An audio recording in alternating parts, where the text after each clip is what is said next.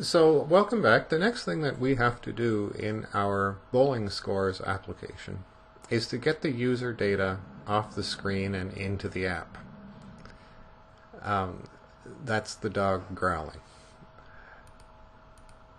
Okay, so in this segment, we will make the connections to the widgets that we need.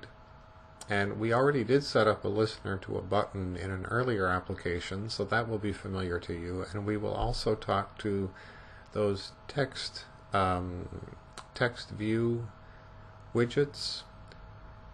We're going to create a custom business class. This is nothing but a Java class that holds our data. And I call it a custom business class because this is how people think of classes that are made to store data that is used in their application. So the business of the application is the bowling scores.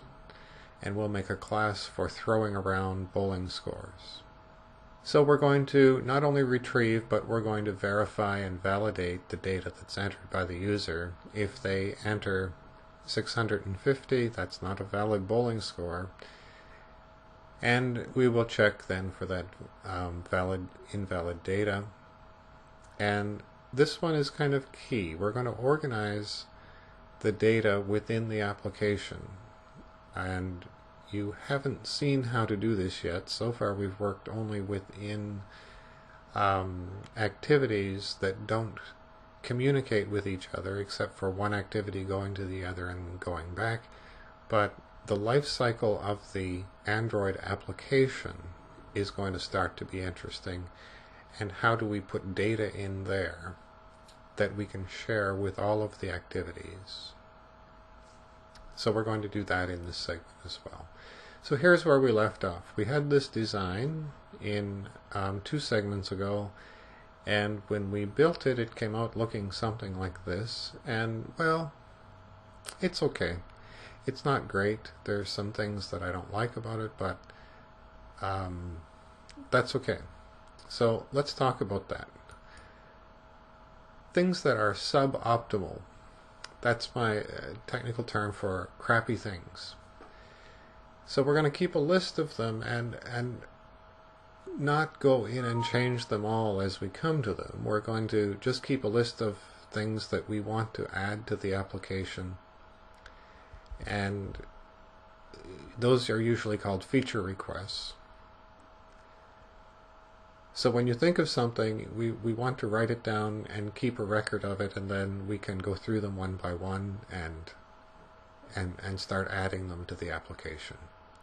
So the date should be editable. So what we're going to do is we're going to put in here today's date, and that's really easy. From the Java program, we can just connect to this widget and we can set the text of that widget to today's date.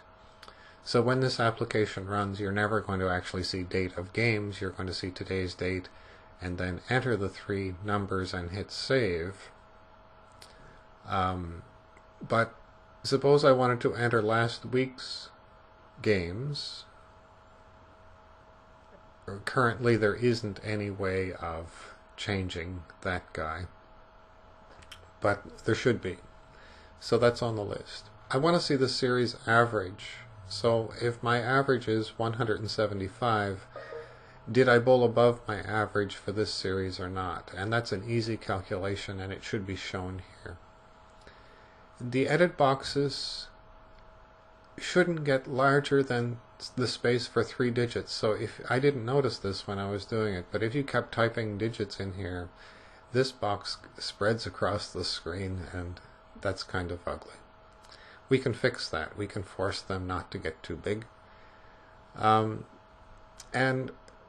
clicking in here and then having to delete the 300 and type in the actual score, that's ugly.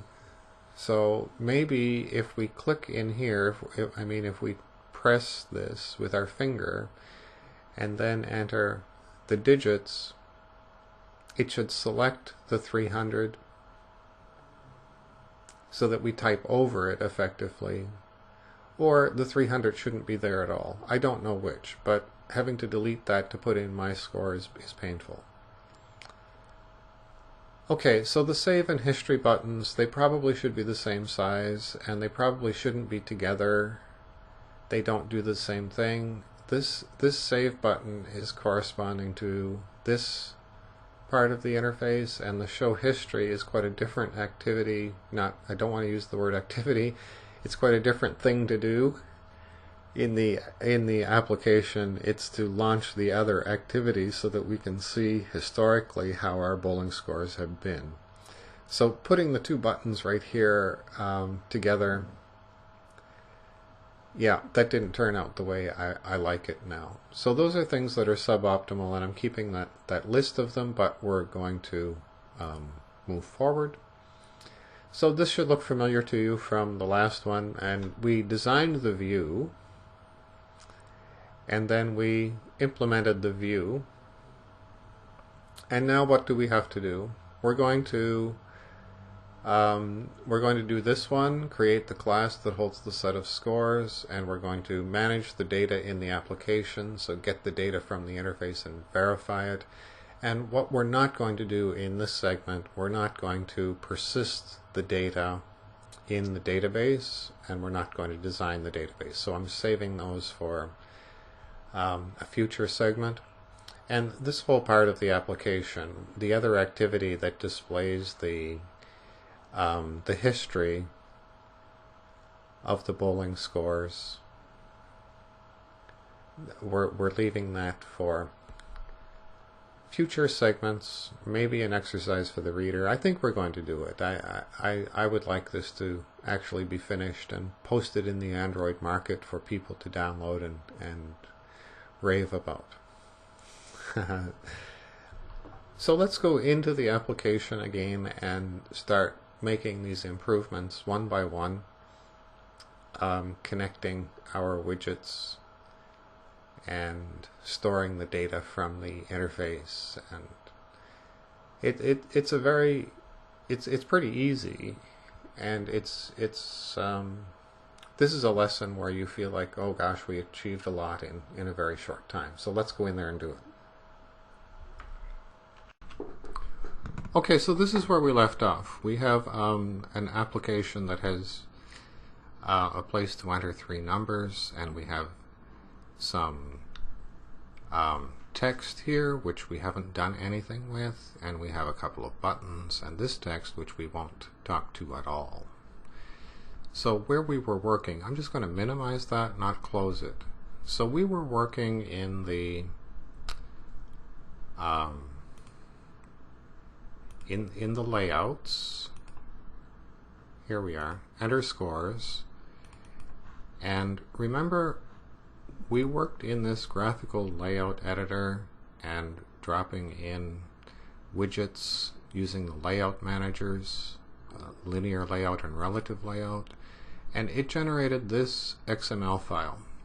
Okay, so it's a fairly ugly XML file. It has really, really long lines. So what happens in the code when we run this application?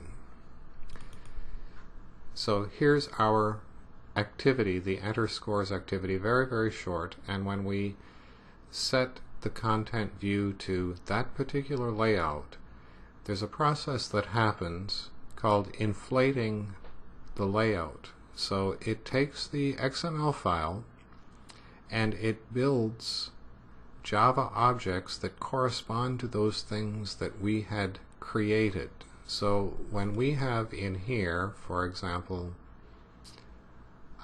here's a text view, and here are all the properties of that text view. For example, enter bowling scores, and probably the gravity, we're going to center horizontal, and all of these properties of that text view. When the layout is inflated, a Java object of type text view, that's the name of a class as well, is created. And this inflation is very, very expensive computationally. So when we go to talk about efficiency in our applications, one of the things that you don't want to do is to inflate your layouts very many times, preferably once. So if you have a whole lot of activities and you're switching from activity to activity, that's something that you have to consider. So we've got all of these objects that get created for us, and we need to have a way of talking to them in the code. So remember this guy, r.java. This gets generated automatically from from all of the resources. So if you look in here, what we have is a number that corresponds to the things that we created. So the date text view has this number, and that's its ID. So we're going to retrieve a reference to the objects that were created. Like there's the save button, and there's the series total text view. We're going to retrieve a reference to those objects that are created in our enter scores activity.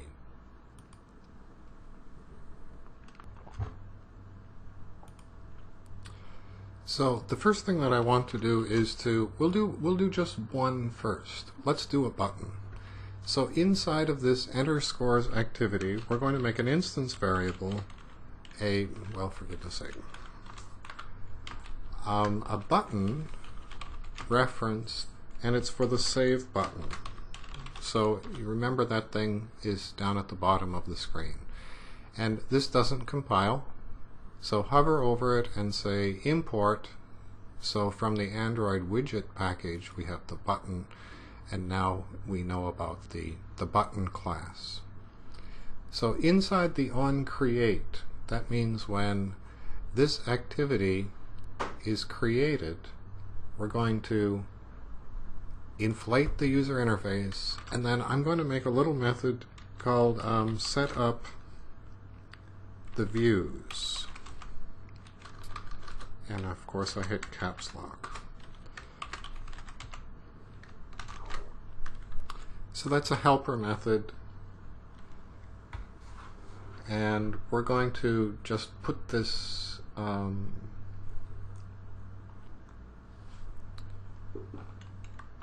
just make it into a separate little method to keep it out of the way. So a private void is set up one word,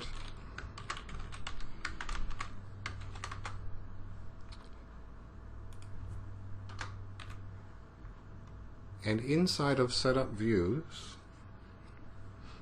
we're going to say that that save button reference variable that we created is going to be, we're going to retrieve it by calling a method find view by ID, and then we'll pass in r.id.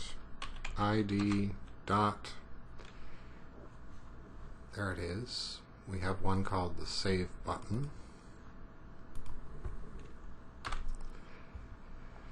So what this method does is it runs out and it retrieves a reference to the object that they created for us when they inflated the view. Now it doesn't compile because, well, let's hover over it and see what it says. Type mismatch, cannot convert a view to a button. So all of these widgets inherit from the class view.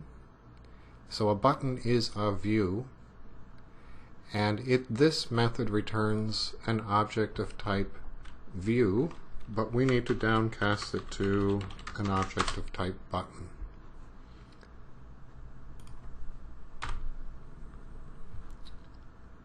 Okay, so I don't need these windows right now. That gives me a little more breathing room here. Okay, so all of the widgets that we're going to talk to in this activity, we're going to declare a variable, a reference variable for them, and then we're going to go and retrieve a reference to the Java object that was created. And I hope I named these all well. Now, we have the three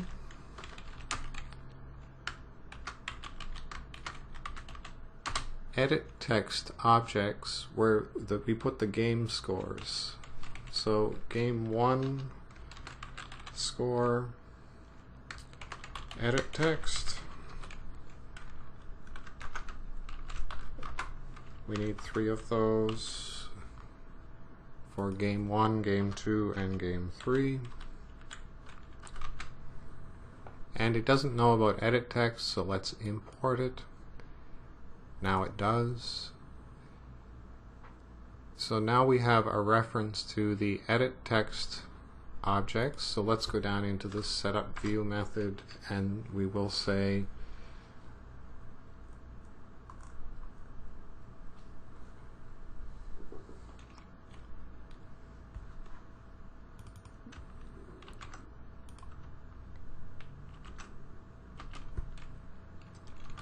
that's going to be downcast to an edit text object find view by ID. Did you see how I did that? While I was typing, I hit Control Space and it filled in the rest for me.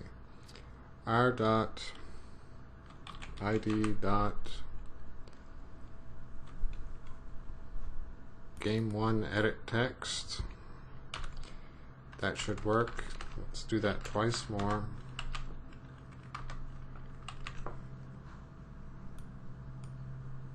For game 2 and game 3. Oops, gotta spell that right.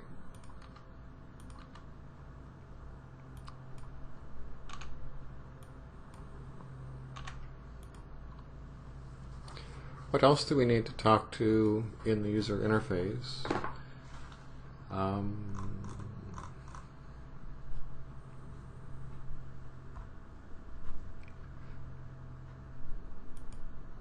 Well, we have a history button.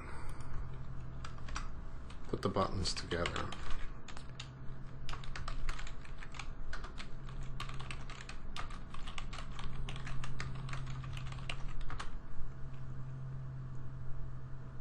And we have a text view. Have you figured out the difference between an edit text and a text view?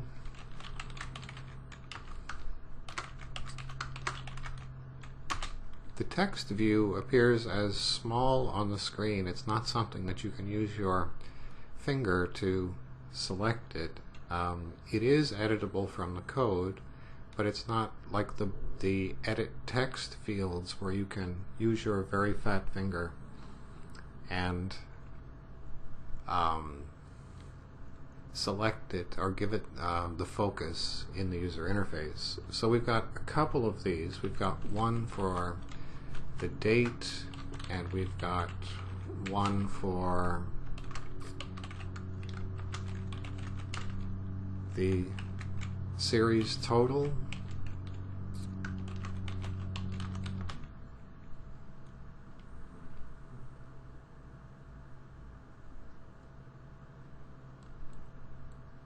I think that's all. Now it doesn't know about text views, so we're importing these one at a time. Some people would use the wildcard character to import them, and I'm just letting Eclipse do that as it wants to. Now we've got a naming error. It doesn't know about game 3 edit text. So I suspect what I've done is I was sloppy in the, maybe you guys saw this, I was sloppy when I was doing the enter scores XML. So let's go over here and say, and darn it, I need my other 2 windows back so I can see what I'm doing. Show view outline, and maybe that's enough. That one was called game 2 edit text, and that one was not given a new name. So let's call that one game 3 edit text. How do I change the name there? I need the properties window.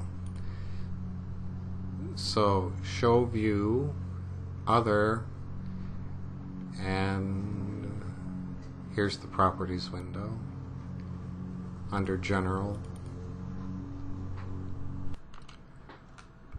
Okay, so the properties of this one, I did not go and change the name.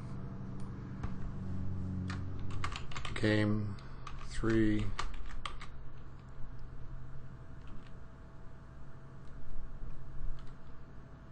text view. Is that right? Darn it. Gosh, I have no memory at all. Game 3 edit text.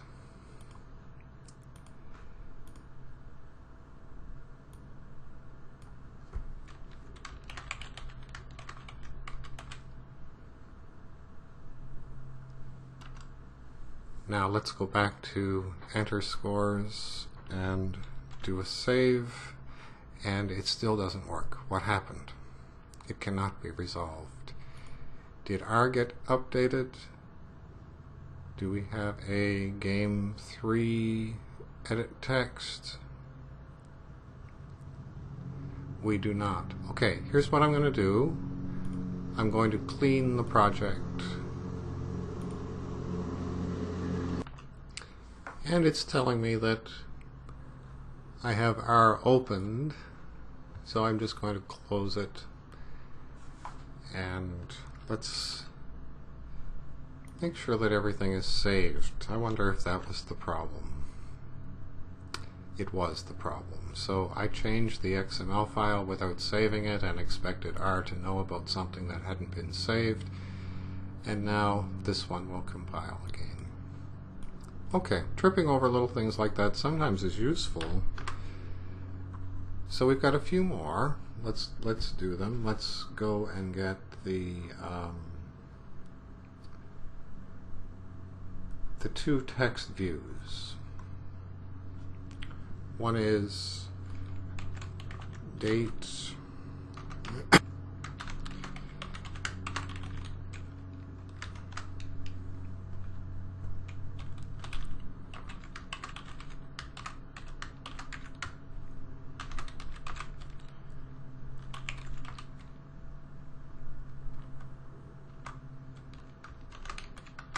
And the other one is the series total.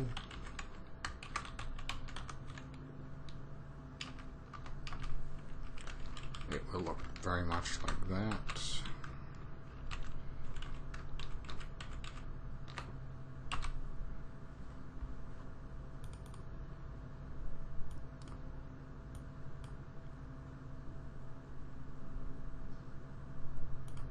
I didn't do the history button.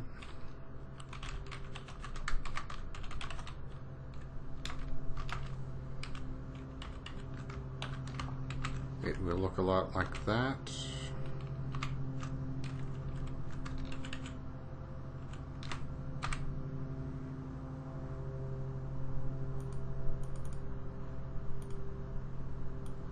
Okay. So I have 7 widgets that I now know about. So what can I do with those? I can start to work in here, and I can do something like, well, the first thing I would like to do is, instead of the date text, it just says date of games. I would like to put in today's date there instead of ever showing that date of games. So I'll show you one way of doing that.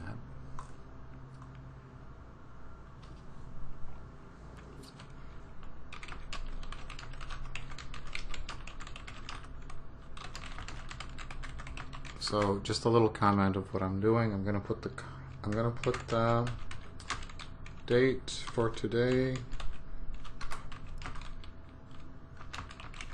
So if you want a date object that has today's date in it, you can just say new date. And it doesn't know about that class, so I'm going to go and get it from Java util, not Java SQL. No, there were 2 options on that one. 2 classes named exactly the same thing, but there's no naming conflict because they're in different packages. So we need a date format object. I always call mine df, breaking all the rules for naming, but the date format object is a very temporary one. We're not going to pass him around. We're going to make one, use it, and then we're done.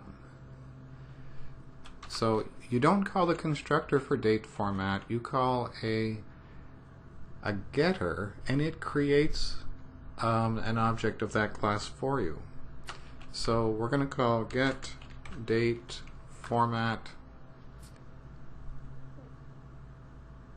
get date instance, and the one that has only one parameter, and we will say the style is date format medium.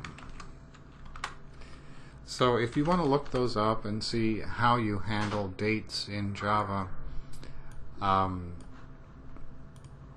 you can. The date format class is used to create the string that represents the date. More properly, what we should be doing is specifying the locale. So if we wanted the date presented in French or in Canadian style, which would have the month and the day backwards from the American style, we could specify the locale here, and that would make our application more international. But I'm taking a shortcut here so that we don't dwell too long on this. So I'm going to create a string variable. I'm going to call it CS, which stands for character sequence, and then gets the date format, and I'm going to format the date object today.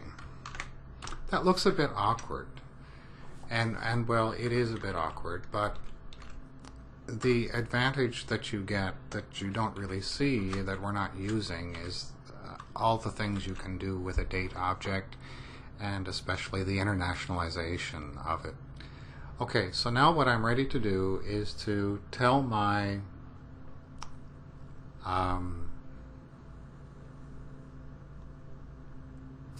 this guy to change its text. So if I say date dot, these are all of the things that you can do with that object that was created. The text view object. So there's a lot of them, and it takes a long time to get really, really good at this, but what I know for sure we can do is call set text and pass in that character sequence that we created just here. So 3 lines of code to get today's date in a good format, and 1 line of code to put that on the user interface. So I left the emulator running down here, and what I'm going to do is just run the application, and it should, without having to stop the video and start the video again, edit out the waiting part. The waiting part we should get very quickly. Our application is running, and today is May the 18th, 2011. So we're making progress. What else do we need to do? Well, we need to extract these 3 numbers from the interface. So remember that the user, when they select this and they enter their bowling scores, 125, 222, that's a better game, and 149. When they've entered those, we need to extract those numbers out of the interface, change the series total to the total of those 3 numbers, and save the data. So what we're going to do eventually is we're going to listen for the save button. So far, the save button doesn't do anything. But we have a mechanism now for talking to all these widgets, and the next part we can kind of turn our focus towards the business part of the application. Let's get this data into an object of an appropriate type. So we've been working in the activity code, the underscores activity code, and we made the connection to the widgets on the screen, and we already learned how to talk to one of those widgets, the date, which is a text view. And what we want to do is to get those 3 scores and put them in an object that represents the bowling scores. Well, we don't have a class for holding the bowling scores, so we're going to make a new class. And this application is not going to be really big, so I'm just going to put everything in the same package. So in the same package where we have our enter scores activity class, I'm going to say new class, and I'm going to call this class bowling scores.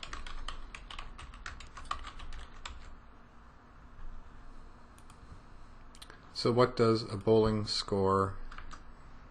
Well, I called it something wrong. Look at that, I spelled it wrong. What a good opportunity to talk about refactoring. I'm going to close that, and I'm going to right click on it, and I'm going to say refactor, rename, fix the spelling. And if I had used this identifier throughout the code, it would go now around the code and fix all of them. But since we had just started, it only needed to fix a very small one. So we're making a normal Java class now. So the instance variables are going to be private. And what does a bowling scores have? Usually the name of a class should not have an S at the end. You are defining one thing. So I'm reluctant to put bowling scores here, but if you know that one bowling game, one bowling series has 3 games in it, and we want those 3 scores, that's why there's an S there. So game 1, game 2, and game 3. Each of those should have their own line. That's a convention.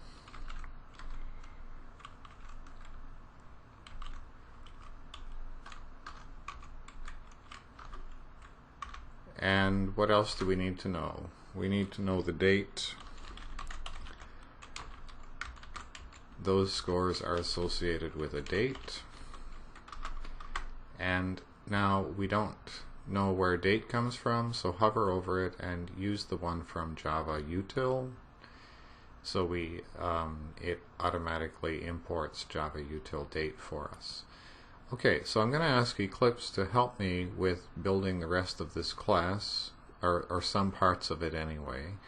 I'm going to say source, generate getters and setters for all of the instance variables. So we got quite a bit of code there for free.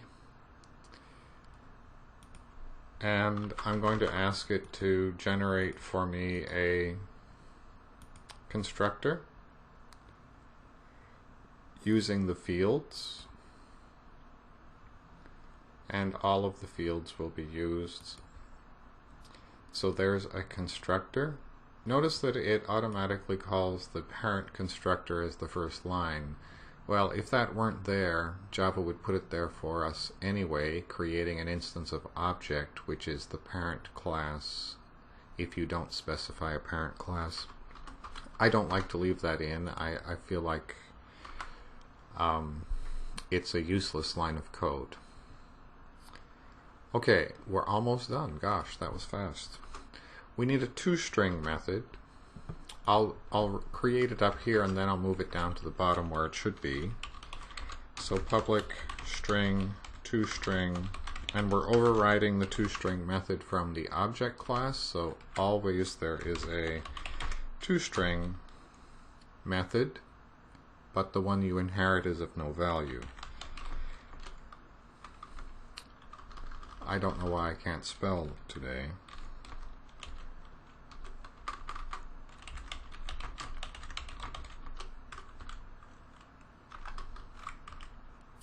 Okay, so that's my convention. Make a result variable and then return the result as the last line of code and then fill in the middle. So we're going to put the date and then the 3 scores concatenated together in the string, and we need a date format object, which is a disposable object, meaning that we're only going to use it for a short time.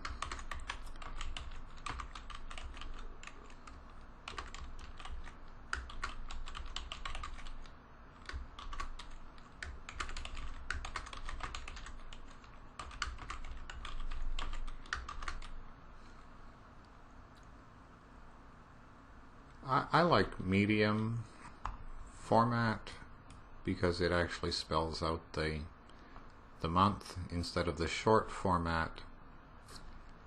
Okay, we have to go and get date format from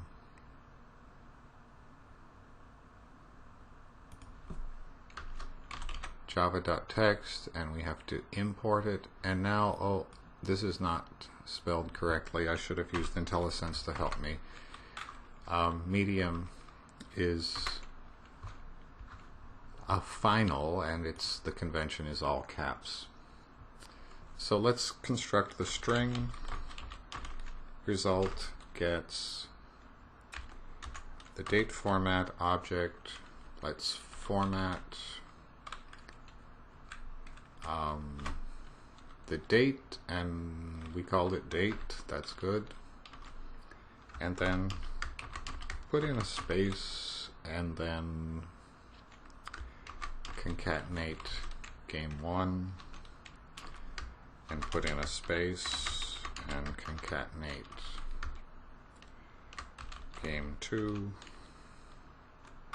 When you break a line in Java, you should take the operator to the beginning of the next line.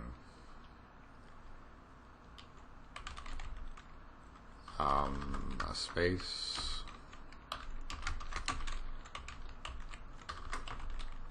game3, and that's really all there is. Let's fix up our formatting. Oh, and it didn't like that I broke the line because it expects it's set up so that it knows how many characters you can have on one line. You can change that, but it assumes that I have more room than I really have. That's okay. So what have we achieved so far? We have a class now that can hold the information about one set of games, and we have a toString method, which I'm going to move down to the bottom where people expect it to be.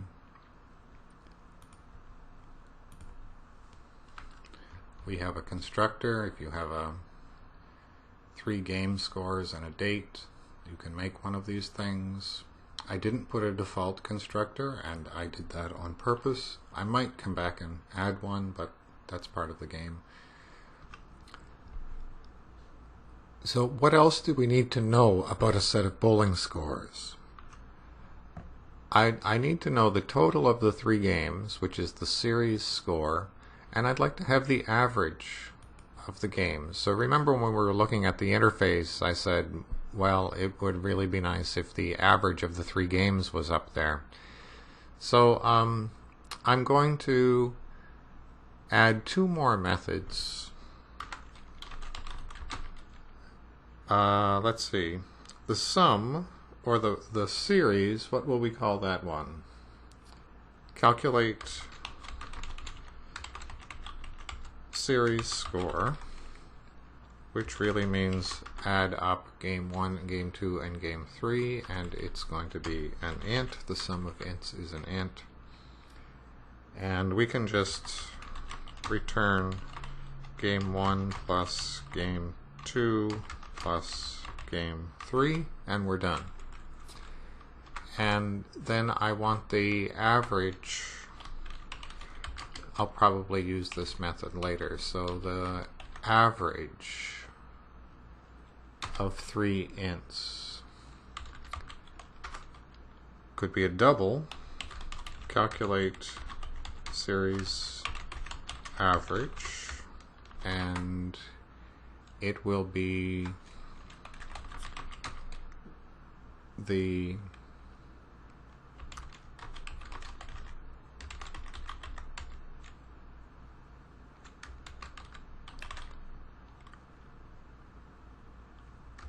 series score divided by 3, and I want to do that arithmetic in double. Okay, so if this returns an int and 3 is an int, then the result would be an int and promoted to a double on the way out. But I don't want the division done in int. I'm going to upcast the result of that to a double and then do the division in double. I think we're done, at least for now. We have a class whose purpose is to hold on to one set of bowling scores, and we can throw that around. So we have a unit of computation, which is going to be the object, an instance of this class. Notice that I didn't store as instance variables the sum of the 3 games or the average of the 3 games. Some people do that, but if the value can be calculated, in general, it's better to just calculate it when someone needs it. If we had stored the sum of the 3 games, and then someone changed the score of game 1, the sum would be wrong.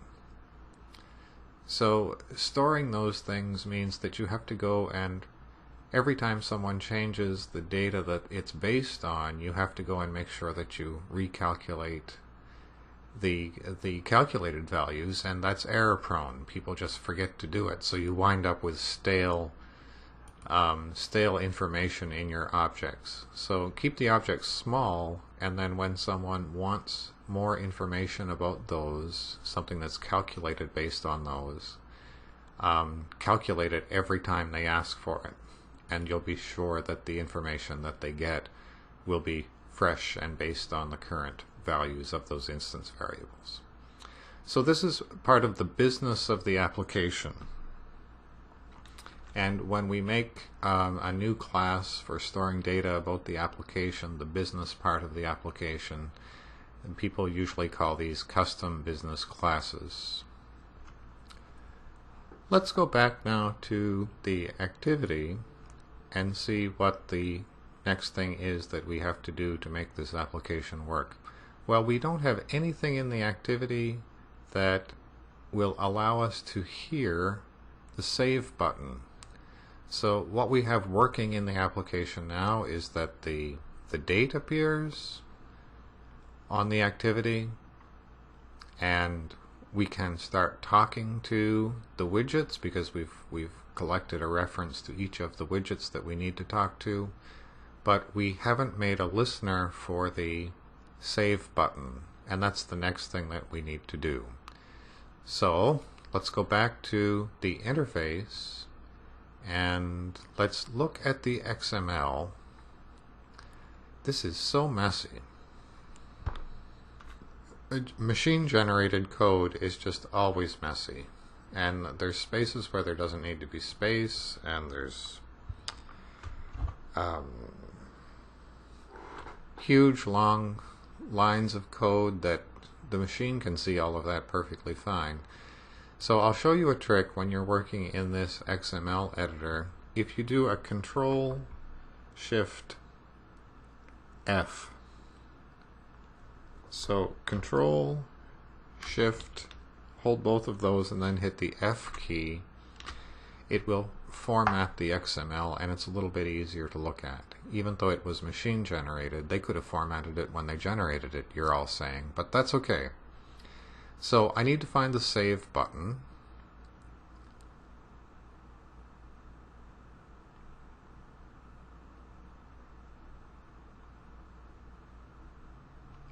Here it is here.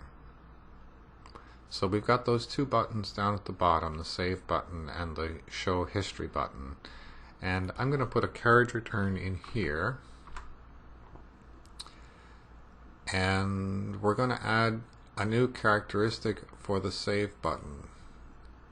And it's this Android on... Let me see what IntelliSense said about that. Okay. IntelliSense is not helping me because I have that close angle bracket here. Just to make this work the way that it worked for you, the way it should, let's go just into the middle of it and add a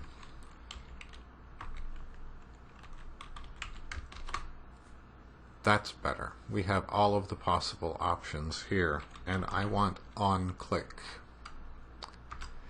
So that's to specify what the event handler will be in the activity for this particular button. And I'm going to call it Save Click Handler. And do a Control S to save that, make sure everybody is happy all the time. So we have no red squigglies anywhere. So we have the name of the method that will be executed when the Save button is clicked. So let's go back to the activity, and we're going to make that method. So a click handler is public and void, and we called it Save Click Handler, and it takes a view. And this activity doesn't know about view, so let's go and import it, Android view. And now, what do we want to do when the user clicks on the Save button? I'm going to put a comment up here. No, not a Java comment, I changed my mind. I'm going to just put a block comment. So this is just for the programmer to see, for us to see. So what do we want to do? We want to get the 3 scores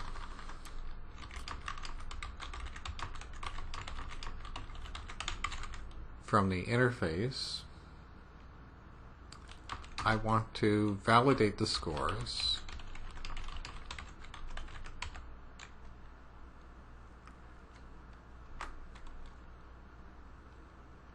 I want to create an object to hold the scores.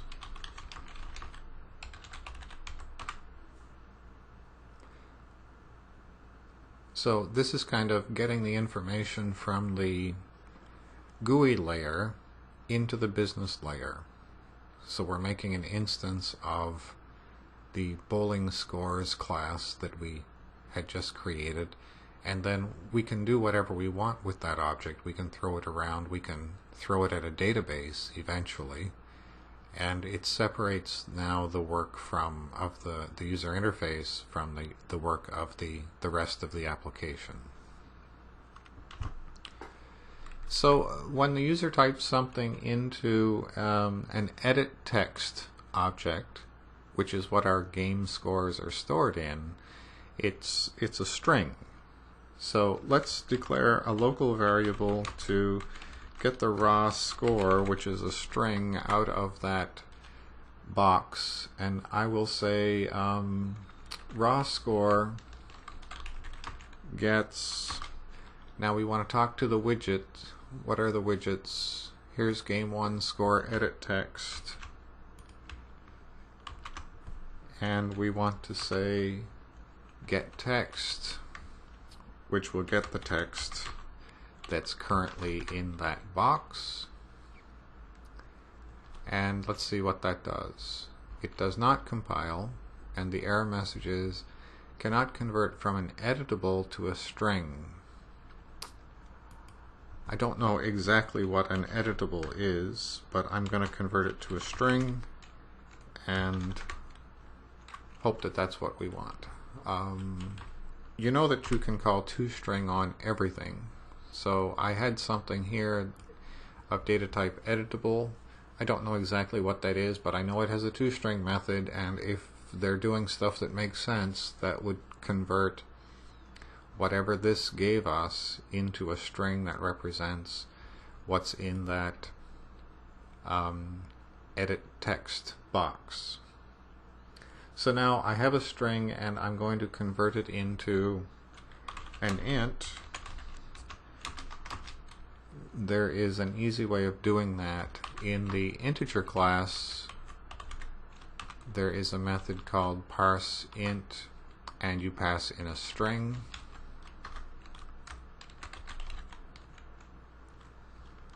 We don't really have to check if that will actually succeed, because on the edit text box, if you remember when we were creating it, we specified that we wanted it to be a number. So I think that's fairly safe programming. I don't think people will be able to crash it by putting in letters and then have us try and parse letters into an int. Not really sure. So we wanted, but I'm going to go with it anyway. We want to do that 3 times for the 3 text boxes. I should say the 3 edit text objects. So the second one is score 2, and the third one is score 3. And this one was called game 2, and this one was called game 3. So now we have the 3 ints out of the edit text objects, and I want to make sure that those 3 numbers are valid. So a valid bowling score is from 0 to 300. You cannot bowl more than 300 in a bowling game. So I'm going to make a small helper method that returns a boolean and is called isValid, and it takes an int which is a bowling score, and we will just whip this up quick. If score is greater than 0 and score is less than or equal to 300, and I guess 0 is a valid bowling score. I don't know if anyone has ever scored 0 in a bowling game. Return true and return false. Notice this convention, there's no else statement. If you don't return true, the only other option is to go and return false, so you don't need the else statement here. So we can use this method, this tiny helper method, to make this code look a little clearer. I want to say if, let's see, I want to check that all 3 scores are valid. So I'm going to say isValid score 1 and isValid score 2 and isValid score 3.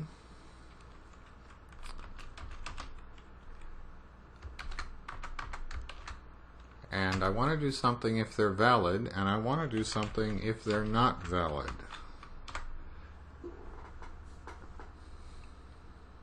Most of the work is going to be if they're valid. So if they're valid, do this, else do this. Okay, so this is the true part if they're valid. And in the else part, I'm just going to put a comment for now that says pop up dialog indicating that data is invalid. And in the true part, when we figure out that they are all in the proper range, what do I want to do?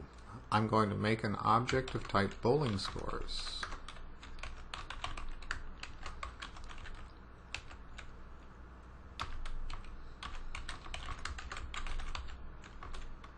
So there's the reference variable to the object that we're going to create.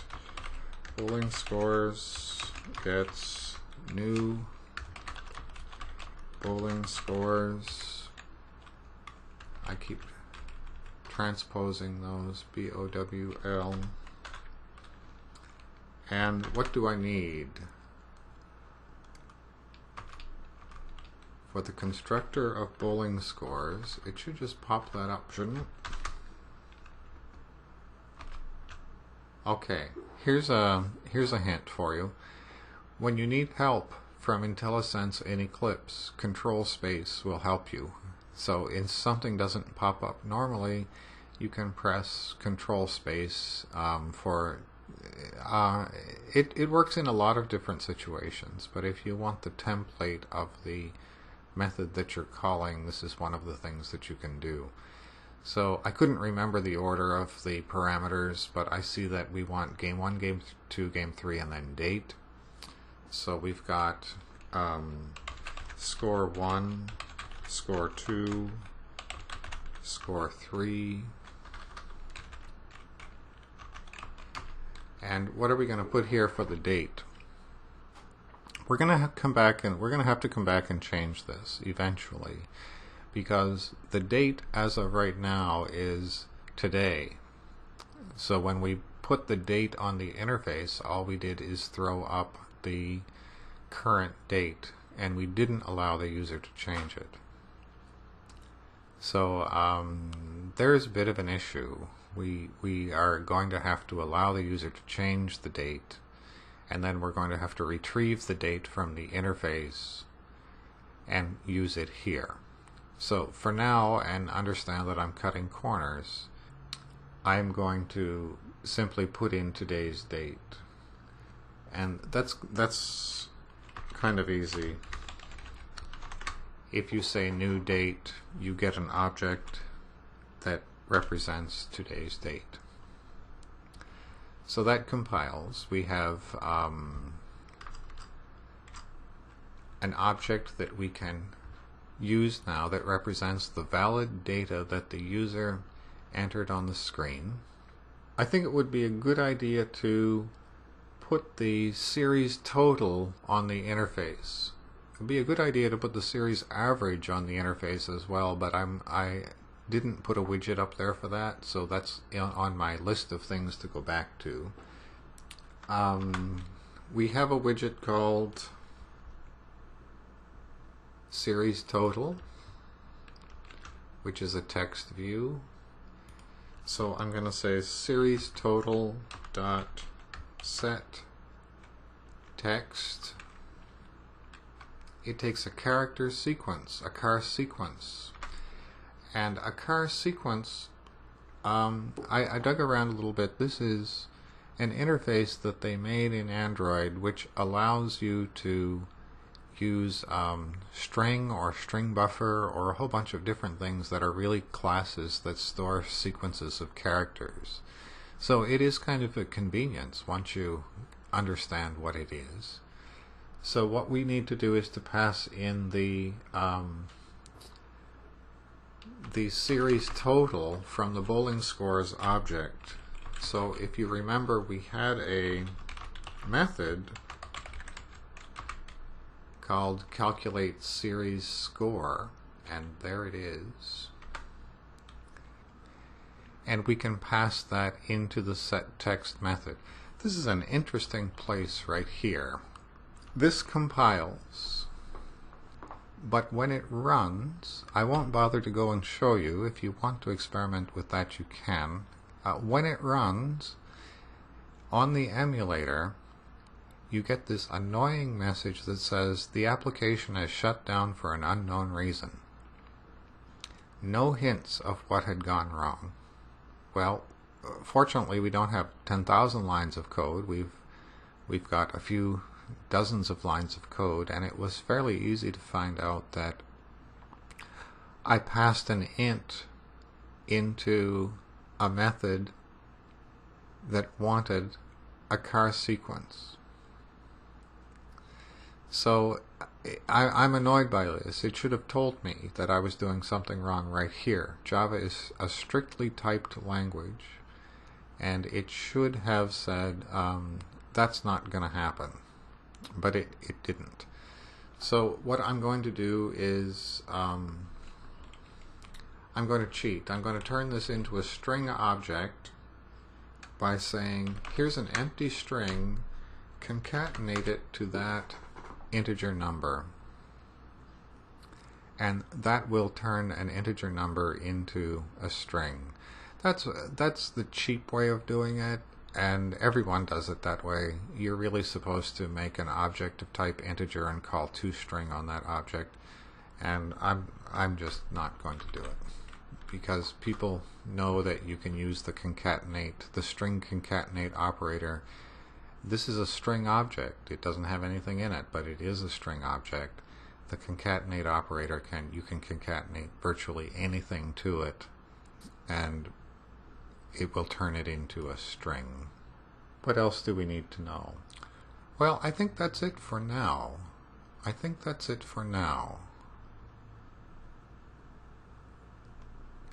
Notice that the part that is missing, we made this very nice object, but we haven't done anything with it. I mean, we used it to calculate the series score, but we haven't found a way yet of putting it into the application. And that's where we're going next. But before we do that, let's make sure that I hope you're compiling and running more often than I am in this video, because when you get one of those, the application has stopped working and has shut down unexpectedly or whatever it is, you want to see that message before too much has happened.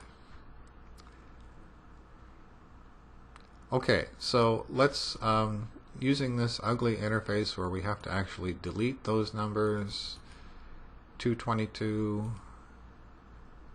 yeah, I'm tired of that. Let's just leave it 300, 300, and then if we click save, the series total appears as 822. So we can kind of believe that our code is working here. And I'm misrepresenting myself somewhat, because when I developed this in my rehearsal, I walked through it in the debugger to see what was going on line by line. So that takes quite a bit of time, more than I wanted to do in this video. But I think you really need to be doing that, and don't be misled by the fact that I just typed this in. I had this code essentially working on another machine, and I'm typing it in based on that. So that's true confessions of the video demonstrator.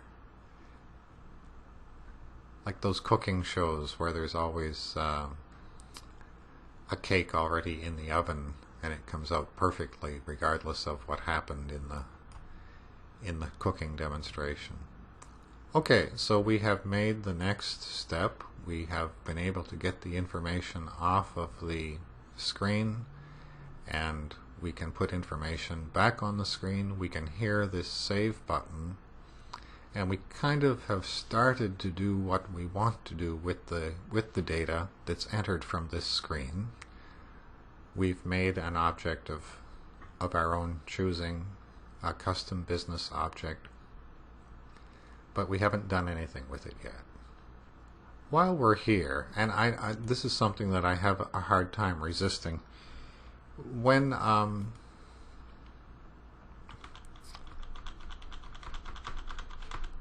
okay, this is bad. This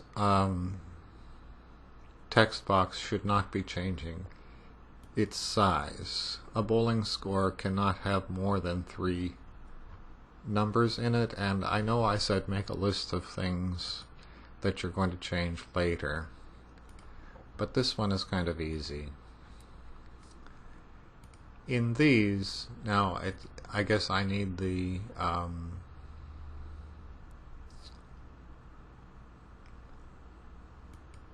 outline window, and I need the properties window.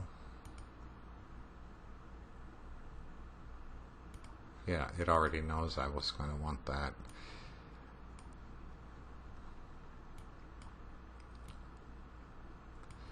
We can cause these to maintain their shape really very easily. There's something called ems, and an em is the size of the character M. So I don't want this box to get less than 3 ems wide, and I don't want it to get more than 3 ems wide, no matter what. Let's do that for each of these.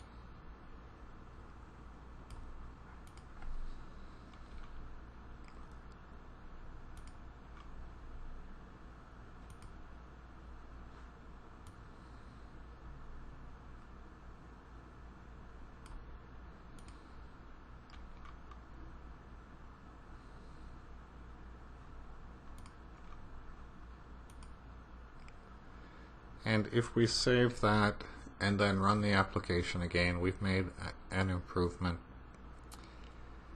in what the user sees. If you're wondering when it's time to look at the emulator, you can look down here on your console, and if your activity is starting, My Bowling Scores Enter Scores activity, when that activity is starting, then it is time to go out here and look. So if the user tries to enter a big number, well, you can still enter a big number, but this box doesn't get bigger and smaller depending on what's in it. What we really should do, and this is really definitely going on the list of, we'll come back and think about it later, we really should hear the characters from this widget. So we have not made a listener for this guy at all. We only made a listener for the save button. But we really, a good interface would listen to every character that the user is entering and make sure that they haven't entered a character that they shouldn't be. So if you enter 4 digits in here, don't allow them to put the 4th digit. And that can go on the list of things that we can do later when we're in the polishing stage. Right now we're kind of just learning at a higher level, getting our first application of any significance running. I'm going to minimize that and just leave it running. And now back into the Enter Scores activity. This is where we left off before I had to go and make that change to the interface. We have an object of type bowling scores, but we didn't do anything with it. It goes away. I mean, it was created here and it went away here. So we haven't gotten this set of data into the application somehow. Eventually we're going to write them all into a database. But we need a way for having data in the application, in the Android application, so that all of the activities can see it. So the flow of control here that we know about so far is that when we run the Android application, the activity that's associated with the launching is the one that will appear. We know that we can make another activity and we can switch control over to that activity and display its layout, but we don't know how to share information among all of the activities. And that's kind of by my design that we didn't talk about that, but we're going to have to talk about it now.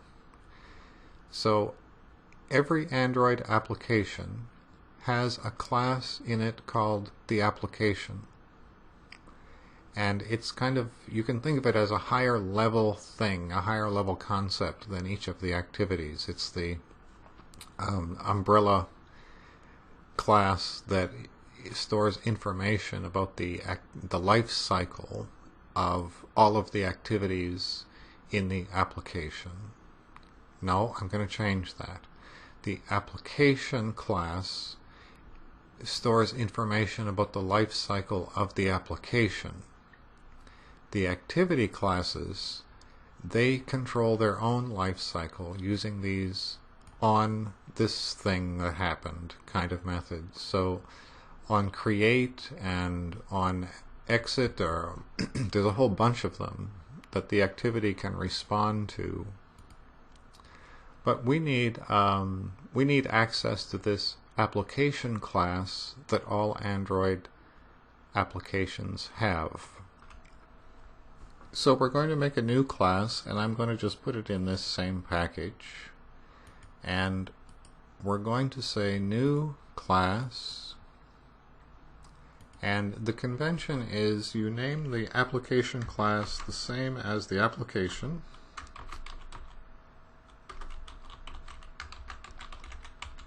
And put application at the end. So my bowling scores application. And we want it to have a parent class of application.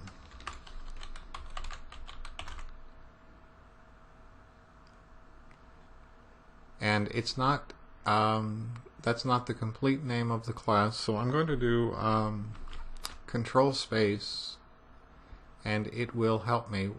What kind of an application do I want to inherit from? And I want it to be this one, the class called application in the package android.app. So the fully qualified name of the parent class is Android app application. And I think that's all I need to do there. So I have this class which now gives me access to what's going on in the application object. So we're extending the application. That means we get everything from the parent class, and we can add our own stuff in here. Our objective is to keep all of the data in here that needs to be made available to the various activities in the application. So remember, the issue is the activities are kind of independent units of computation that are off doing stuff, but they need to have shared information about the data in the application. So for our example, each of the activities is going to need to know about all of the bowling scores that have been entered. So we don't just have one set of bowling scores. Every week the user is going to enter their scores for that day, and we want to be able to display them all. And in the enter bowling scores activity, we want to be able to add the bowling scores to all of the previous ones that have been entered. Okay, so conceptually, I think that's a reasonable understanding of what's going on here. This class, the object of this class, which is created when the application starts up, there's only one of them, and it's available to all of the activities. So there is a method, let me refer to what it is called. Of course, it's called getApplication. So you can call getApplication from anywhere, and that object that you retrieve will have whatever is in the object. So what we want in our object is the data for the bowling scores. So I'm going to add an instance variable, which is an array list of objects of type bowling scores.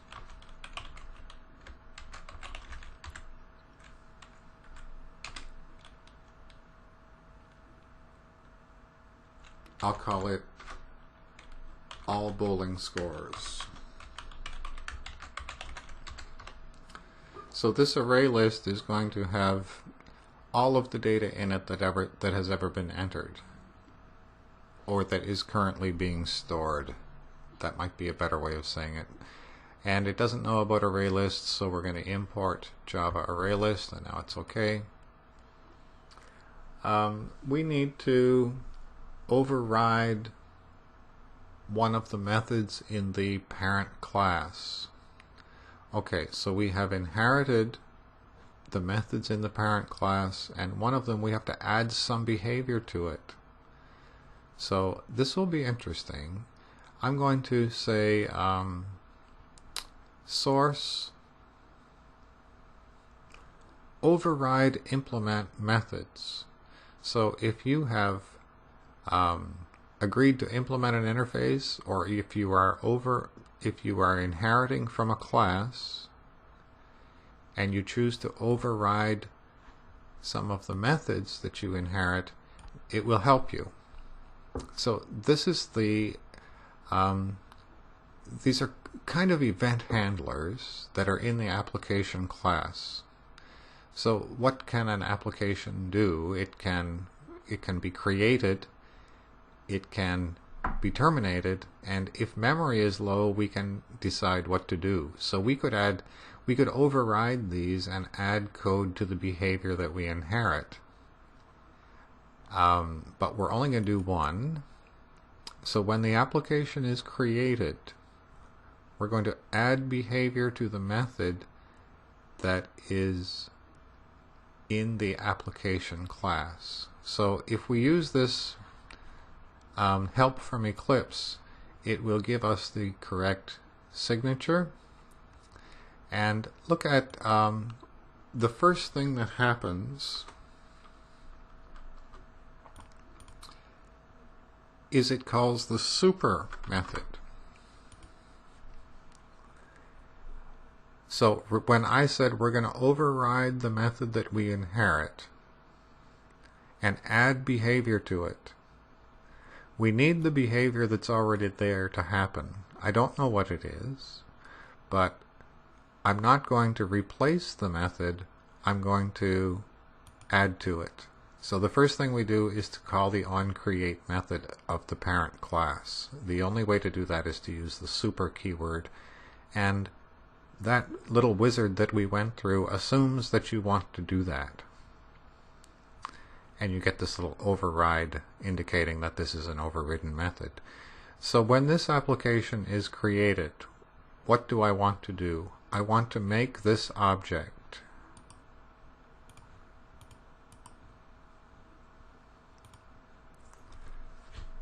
So I'm going to say new array list. I thought that might help, but it didn't.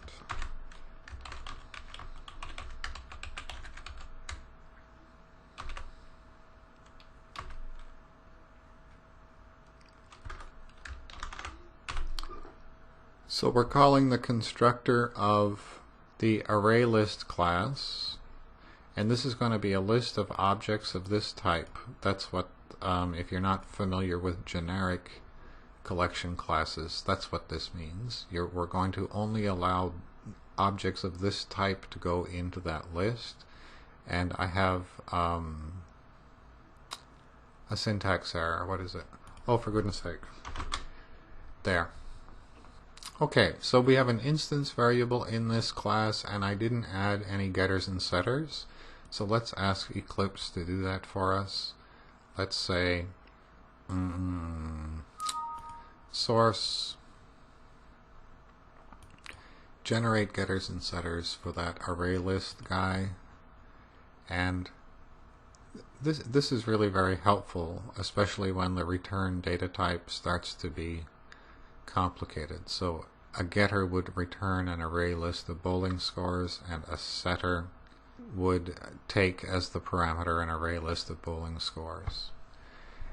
Now I'm wondering, I don't think I want to allow this to be there. So there's only one instance of the application class created, and it's created right at the beginning. And on create, we create one instance of this array list. There can only ever be one. It should never be changed. So this method, although we kind of always put them in, the getters and setters, automatically, I do not want anyone to change this object. That object for throughout the life of the application should be the same object, the one that is created right here. Well, there's a couple of ways of doing this. I could just delete it, but I'm going to make it private so that no one can call it unless they are in here, and that makes me more comfortable. Okay, so I need one more thing. I need a way for the user of this class to add a set of bowling scores to the array list. So let's make a public void add bowling scores, and the user will pass in a bowling scores object.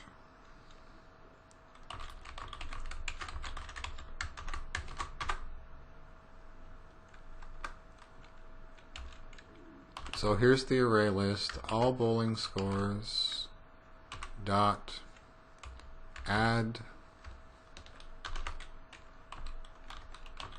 bowling scores, and that puts it into the object that was passed in, gets added to the array list. I'm going to put something in here which isn't essential, but I would like you to know about it. I'm going to assert that all bowling scores, no, I'm going to assert that bowling scores is not equal to null. So what are the things that you can pass into a method that takes an object of a specific type? Well, you can pass a bowling scores object, which is what is expected, but you can also pass null.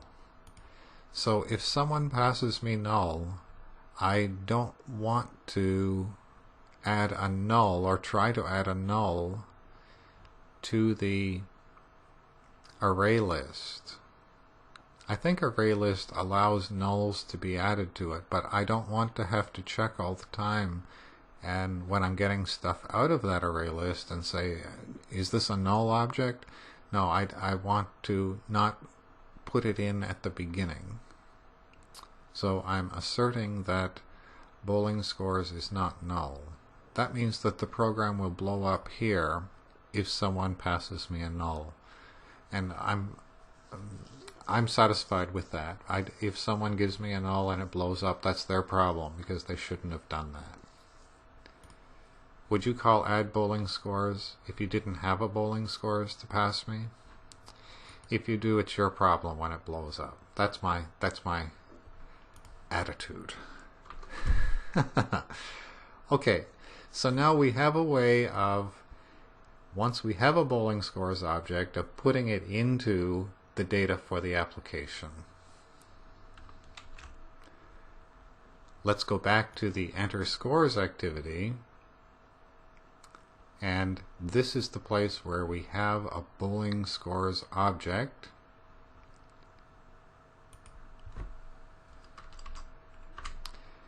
And we want to get the application object and use that object to add that bowling scores object to our array list. So the method that's available from anywhere is getApplication, and that will return us an object which is the application that we're working with. And we need to store that in a reference. Well, we need to keep a reference to that. So the data type is my bowling scores application.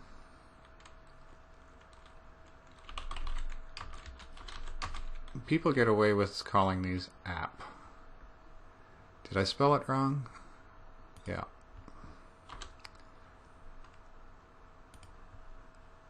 Gets, and we have a cast problem here. So it returns an object of type application, which is the parent class of my bowling scores application. So I'm going to use the quick fix of downcast it to a my bowling scores application.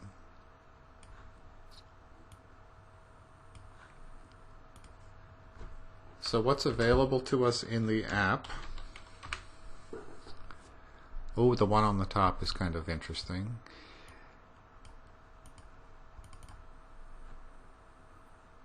And we happen to have called it bowling scores, which is the suggested name, and I don't have to type anything else. Okay, so in 2 lines of code in here, what we've done is this information that we extracted from the user interface and made into a business object, bowling scores. In 2 lines of code, we have added it to an array list that's available to everyone. So every time we enter some data, it will go into that array list. Well, there's one thing left. I keep saying that, don't I? There's one thing left because we have to go back to the manifest and tell the manifest we have changed. Let me just use the XML. This manifest that is generated for us when we create the application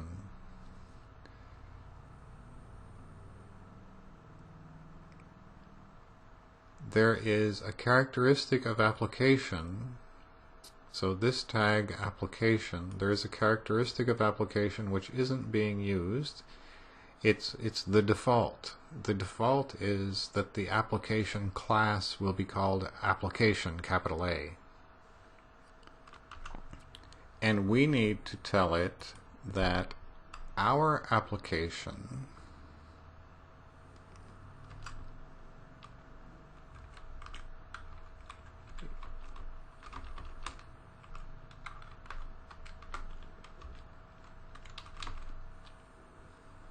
has a different name.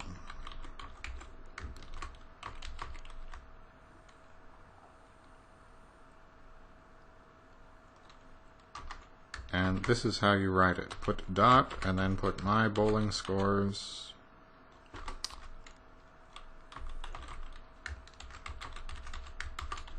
application.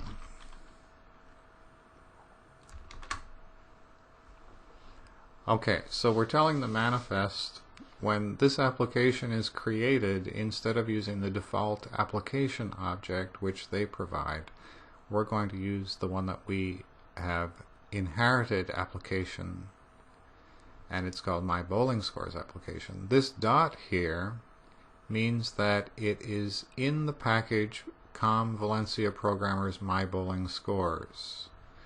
So the operating system, Android, needs to know where is the application class that you're using. So here's the application class that we just created, and it is in that package. So that's what that dot means. If we had put it in a different package, we could specify here a full path, but this is not a huge application. We're not going to have dozens of Java files over here. Okay, I believe. Oh, now we have an error in the. Oh, good. It wasn't a serious error. Android. Why am I transposing those letters all the time? Did that fix it? Okay. No red squigglies. We have a red X over here. Okay. That's good that this would happen, because when you go to changing the XML and changing the Java code and changing the XML, it does a pretty good job of matching everything up, but sometimes you need to tell it to start from the beginning and use all of the fresh parts. So I'm going to clean the project.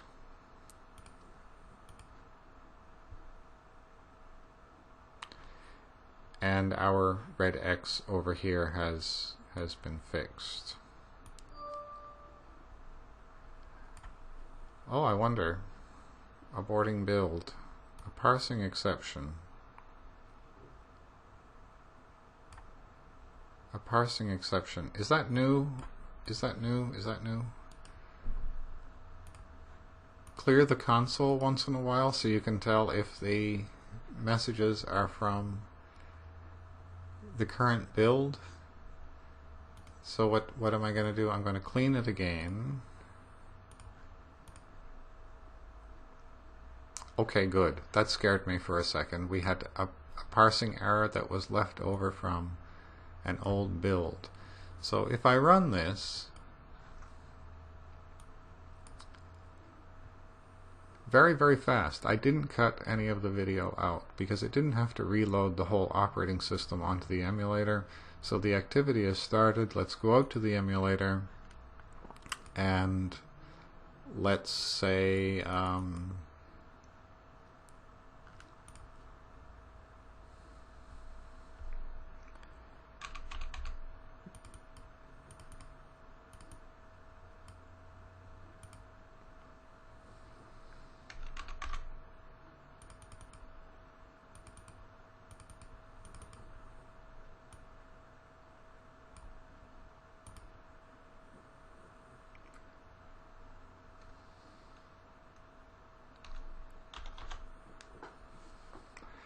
I don't know if you noticed there what I was doing. If you press and hold in one of those edit texts, then you can select Word or select all, and that makes the editing a little easier. On an actual Android device, this is called a long press. So if you hold your finger on something, if you just touch your finger on something, that's a touch. And if you hold your finger on something, it's called a long press. And you, well, depending on how you have the handlers for that particular event, it will do different things. So a long press is a gesture of an Android user. And if we save that, it is showing us the series total. And nothing has happened over here, nothing has blown up. So I think that we have probably added the bowling scores to the array list. That's not good enough. I think we probably did. I need more than that. Okay, I'm going to... I wonder if we can use the same emulator for the debugger. I haven't done that before. In the enter scores activity, I'm going to set a breakpoint in here, and let's put it where we check to see if the scores are valid. And I'm going to run this time in the debugger. Remember that we have to use the little bug. And I'm not really sure if I can connect with the debugger using the same... Well, it looks like I can. Well, I'm just going to save those three numbers. See if it hits the breakpoint. And it looks like it did. Minimize the emulator. So we're here now. What's in score 1? Okay, so we got the 3 300s out of the edit text boxes, and we're going to check and see if they're valid.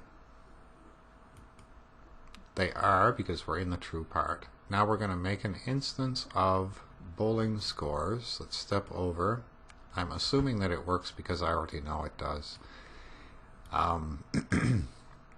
That's not a good demonstration. If you open the bowling scores object, make sure that it has the stuff in it that you expect. The date object, that's kind of hard to look at, isn't it? That this one is the milliseconds that have gone by since January 1st, 1970, and that's how a date is stored. So you can't really verify that that is May the 18th, but it is.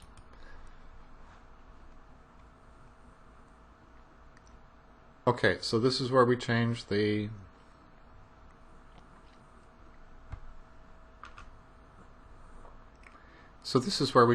total on the interface, and we saw that that works because you can see it from the interface. This is where we retrieve the reference to the application, and then we're going to add the bowling scores to the array list in the app. So I'm going to step into this one.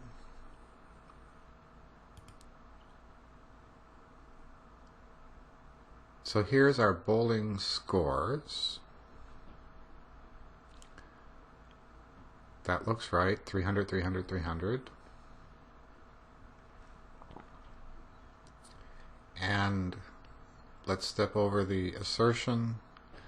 And this is where we're adding it to the array list all bowling scores. So let's look at all bowling scores. It's an instance variable in this. So we're looking at the application. Here's the all bowling scores array list. And it has a size of 0. That's good because this has not happened yet. If we step over that, oh, I think it's probably going to take us out of this context. No, that's okay. We can still see it. So an object did get added to the array list. So we can have some confidence that that's working. If I hit continue now, or I guess it's resume in Eclipse, go back to the emulator and let's add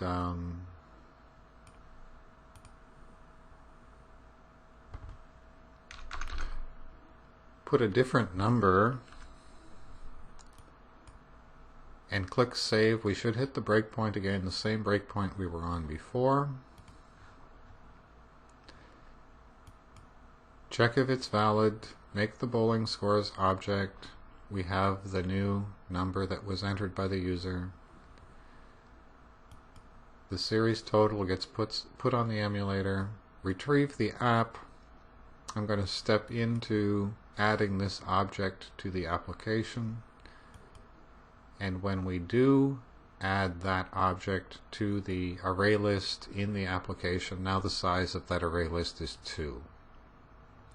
So we are collecting objects from the interface and we're putting them into an array list that's available throughout the activities in this application.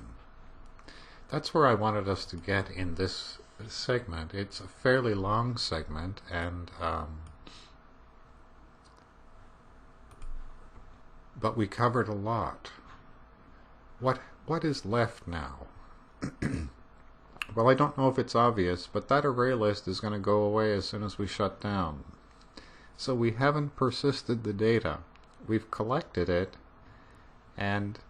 but only one run of the application will add objects to that array list in the RAM of the Android device, and when this application is shut down, that array list goes away. This is volatile memory, not persistent memory.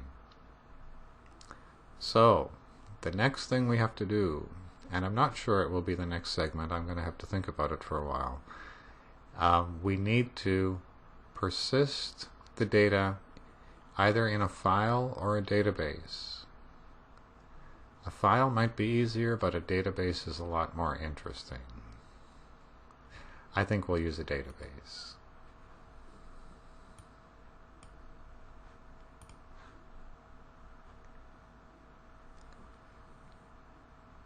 Oh, I shut down the emulator in the middle, but that's okay. That's okay. We can ignore that. Okay, let's look at a summary of what we did in this segment.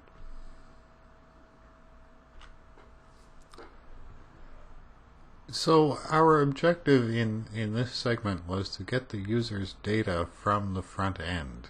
So we are starting now to look at the application in terms of its layers. So the front end is the user interface where we put up the text edit objects and so on, and we talk to it. And then in the middle layer, the business layer, this is where we store the data of the application and do the logic of the application, so the business part of the application. And then the back end is the data layer, where we would persist the data either in files or database or send them someplace else or whatever we want to do with the data. And this is a very common three-tier kind of an architecture for all applications. It doesn't matter if you're building a desktop application or a web application or a mobile phone application. So that's where we've been putting most of our effort into the front end, and now we've just started the middle layer, and we're going to talk about getting the data from the middle layer into the database. So we got data from the GUI and we verified it. We validated that they were valid bowling scores. We didn't pop up an error dialog yet. Don't worry, we'll get there. Put the data into the objects. We made a custom business object, and we made the data available to the other activities. So this is kind of important. How do the activities share information among each other? And you do it through, well, one fairly easy way of doing it is through the application class. So we inherited from the android.app.application and made our own, well, we added some behavior to that application class, including an array list of data that's used throughout the application. So I'm trying to encourage you, as you're working on your application, to keep a list of the bugs that you know about and the feature requests. And you don't have to work on them as soon as you think about them, because if you do, then that leads to something else, and that leads to something else, and that leads to something else, and you go down the rat hole. Oh, I hate rats. So the way of stopping the rat hole syndrome is you keep a record of the bugs that you find and the feature requests that you think of or people tell you about, and that kind of says, okay, I don't have to do it right now because I have it documented, and I can come back to those, and I'm going to keep going in the direction that I intended to go. So everybody, keep thinking about your app, the great killer app that you're going to create, and that's what motivates us to keep going with this, even though it's sometimes a little bit cryptic. It's worth it, because you are going to make that app that will either make you rich or solve all the problems of the world. I'll see you in the next segment.